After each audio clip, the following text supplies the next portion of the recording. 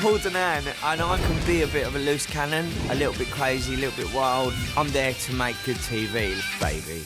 TV star Paul Danan has tragically died aged just 46 years old, leaving the showbiz world heartbroken. Danan was best known for playing Sol Patrick in Hollyoaks. He went on to star in the original series of Celebrity Love Island in 2005 and later in Celebrity Big Brother in 2017. A heartfelt message from his manager said today, "It is with heavy hearts that we share the tragic news of the passing of Paul Danan at just 46 years old. Known for his television presence, exceptional talent and unwavering kindness, Paul was a beacon of light to so many. His untimely departure will leave irreplaceable voids in the lives of all who knew him. During this difficult time, we kindly request respect and privacy for Paul's family, friends and colleagues. No further comments will be made at this time." Tributes are pouring in for the TV star, who previously opened up on how he nearly died over his addiction to vapes. Paul switched to e-cigarettes after years of smoking and said last year it was a miracle he is still alive after he collapsed at his parents' home. He was rushed to hospital. He was also open about his struggle with his mental health and past drug addiction, saying he wanted to get better for the sake of his son De Niro. Before his death, the actor was on a charity mission and had set up a drama school, especially for people struggling with addiction, after landing a lottery grant in 2023. In his haunting final post, Paul also revealed his passion for acting thanks to a potential new role in the Shakespeare play A Twelfth Night. I've met Paul several times over the years and chatted to him over the phone, got WhatsApps from him.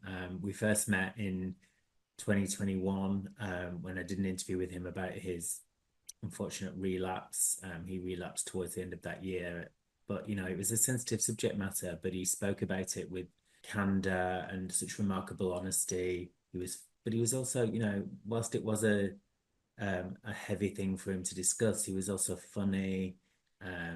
He was self-deprecating.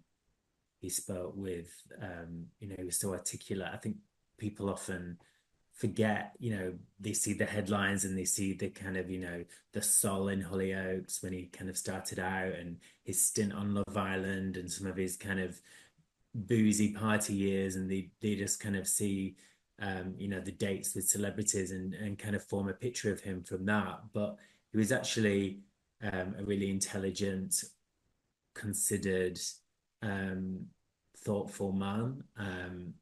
He was super proud of his theatre company, which he wanted to turn his addiction problems into something positive and help others.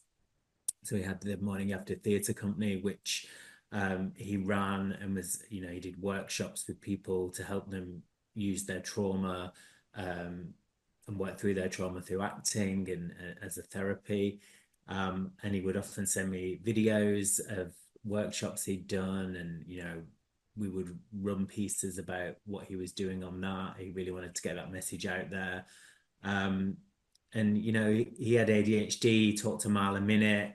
But he kind of used that as like a bit of a superpower to kind of channel his creativity. And when my own son was diagnosed with ADHD, we spoke about it on the phone, and I talked about the struggles I was having, and what best ways to kind of deal with some of the challenging behaviors that he has. And Paul gave me advice, and often would check in, say, "How's your boy? How's he doing?" And I just thought that was lovely in a world where often celebrities like to talk about themselves all the time. Paul showed what a big heart he had and how he did think about others. And the most important person in his life was really his son De Niro. He adored him. His WhatsApp profile picture was him and De Niro. He co-parented him with the boy's mum, who he was separated from, so he didn't see him all the time. But when it was his turn to have him for the weekend, he absolutely loved it.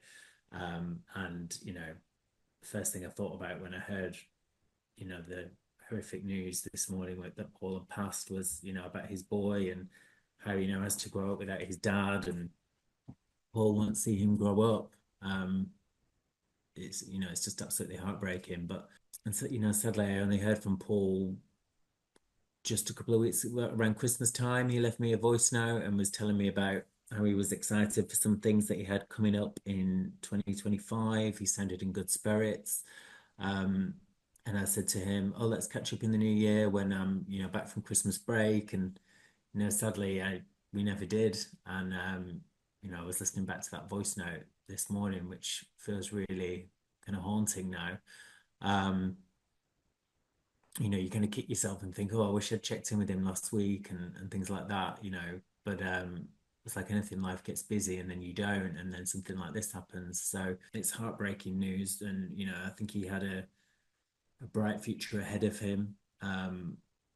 He often talked about how he felt like the industry didn't always take him seriously enough because of his past and because of his kind of well documented, colourful love life and addiction struggles. But, he wanted to be known for more than that. And he was a lot more than that.